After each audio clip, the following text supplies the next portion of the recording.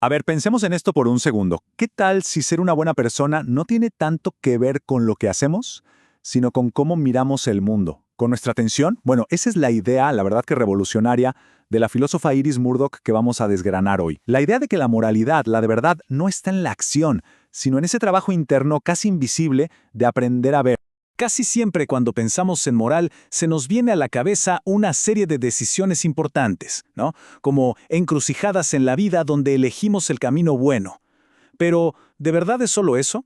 ¿Qué hay de todo el espacio que existe entre esas grandes decisiones? Iris Murdoch nos diría que es justo ahí, en el día a día, en lo pequeño, donde está el verdadero trabajo ético. Bien, para entender a fondo la propuesta de Murdoch, este es nuestro recorrido.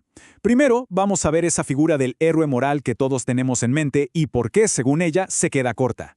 Luego, descubriremos su alternativa, el increíble poder de la atención. Veremos cómo esto lo cambia todo al relacionarnos con los demás y, al final, cómo el arte y la belleza son, de hecho, herramientas clave para cultivar una vida buena. Empecemos por el principio. Para captar lo novedoso de Murdoch, primero hay que entender contra qué idea estaba reaccionando. Y es una figura que seguro nos suena, casi un arquetipo de la filosofía y hasta de las novelas modernas, el llamado héroe moral. Este es el ideal que Murdoch pone en jaque, un individuo cuya principal virtud es su voluntad para decidir. Es un tipo racional, responsable, pero, en el fondo, está terriblemente solo. Su libertad parece radicar en su capacidad de elegir sin ataduras, como si estuviera flotando, desconectado del mundo que lo rodea. La metáfora que usaban es, bueno, es como ir de compras, literal. El mundo es un supermercado lleno de hechos neutrales, y el individuo es un comprador que va, evalúa la mercancía y, listo, elige. La moralidad bajo esta visión se reduce a ese único momento, a la elección, un acto público, visible. ¿Y todo lo que pasa por la cabeza antes o después? Eso simplemente no cuenta. Y es justo aquí donde Murdoch dice, un momento. Para ella, este retrato del ser humano no solo estaba equivocado, era perjudicial. Porque ignoraba por completo lo más importante de nuestra vida ética, todo lo que pasa dentro de nuestra mente. Pero, ¿cómo es que se llegó a ignorar el mundo interior? Murdoch apunta a ciertas corrientes filosóficas que dominaban en su época. Por un lado, el conductismo, que decía que solo lo que se puede observar, el comportamiento, es real. Y por otro, algunas ramas del existencialismo, que ponían todo el peso en la elección y la acción. Ambas, a su manera, dejaron la vida interior completamente de lado. La idea era bastante simple, solo las acciones que podemos ver y medir son de verdad. Todo lo demás, lo que ocurre en la mente, los pensamientos, los sentimientos, las dudas, era visto como una sombra de la acción, algo casi parasitario del mundo exterior. Un monólogo interno que en realidad no tenía valor moral hasta que no se convertía en un hecho concreto. El argumento que usaban era más o menos este. A ver, ¿cómo aprendemos qué significa ser valiente o amar? Pues viendo a otros actuar. Vemos a alguien hacer algo valiente o decir «te amo» y luego comportarse de cierta manera. La conclusión, por lo tanto, era que la acción externa es la verdadera esencia de la moral y los sentimientos internos son secundarios, casi irrelevantes.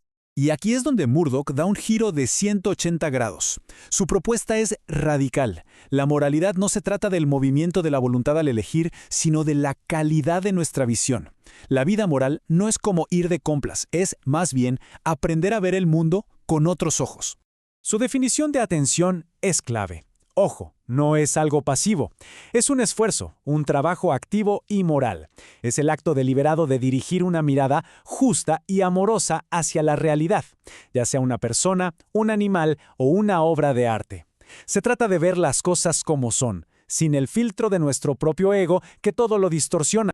Murdoch lo ilustra de maravilla con su famoso ejemplo del cernícalo. Hay que imaginar a alguien atrapado en sus propias preocupaciones, en ese monólogo interno de ansiedad y resentimiento. Y de repente, su atención es capturada por un cernícalo que planea en el cielo. En ese instante, todo lo demás se borra.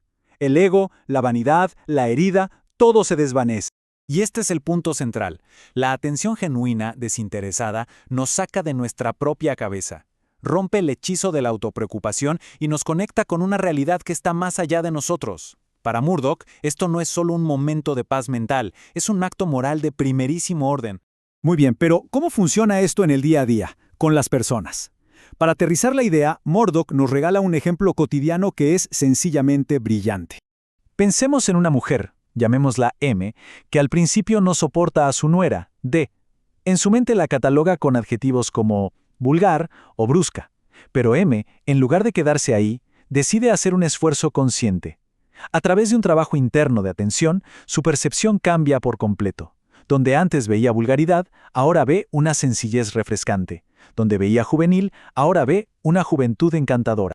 Esa simple frase, déjame mirar de nuevo, es el motor de todo. Es una decisión activa, interna, de aplicar esa mirada justa y amorosa. Es aquí donde empieza el verdadero trabajo moral, un esfuerzo que sucede enteramente dentro de su cabeza. Y esto lo ilustra a la perfección, porque es importante notar que el comportamiento externo de M hacia su nuera nunca cambió, ella siempre fue cortés. El verdadero logro moral fue este cambio interno de percepción. Para Murdoch, este es un acto moral tan real como cualquier otro. M se ha vuelto una mejor persona, aunque nadie más pueda verlo. Entonces, si la atención es la clave, la pregunta es, ¿cómo la entrenamos? Y aquí es donde Murdoch hace una conexión fascinante entre la ética y la estética. Para ella, experimentar el arte, la belleza y la naturaleza no es un lujo. Es de hecho el principal gimnasio para nuestra educación moral. Y este punto es fundamental. Contemplar una gran obra de arte o un paisaje increíble no es solo un pasatiempo. Es en sí mismo un ejercicio moral. Nos enseña a dirigir esa misma atención desinteresada y amorosa hacia algo valioso fuera de nosotros, exactamente como en el ejemplo del cernícalo. El proceso, entonces, es bastante claro. El arte y la naturaleza son nuestro campo de entrenamiento. Al practicar la atención desinteresada en ellos, aprendemos a callar el ruido de nuestro ego. Y esa habilidad, una vez que la cultivamos, la podemos llevar al desafío más grande de todos, ver a otras personas con esa misma claridad, justicia y amor. En resumen, y esto es muy potente, para Murdoch, la búsqueda de la bondad y la apreciación de la belleza no son dos caminos separados, no.